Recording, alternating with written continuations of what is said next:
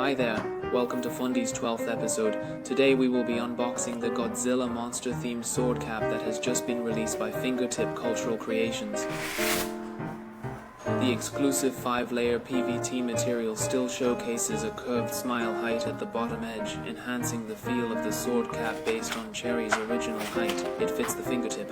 The 3-layer boxing glove supports split space and self-return, with each row of the sword cap decorated with monster patterns. The spacebar comes in pure brown and beige with characters. This huge marker font reminds me of my childhood watching Ultraman, awakening my inner nerd.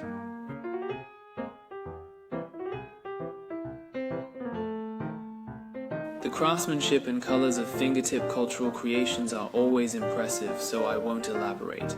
Let's check out the machine's effect.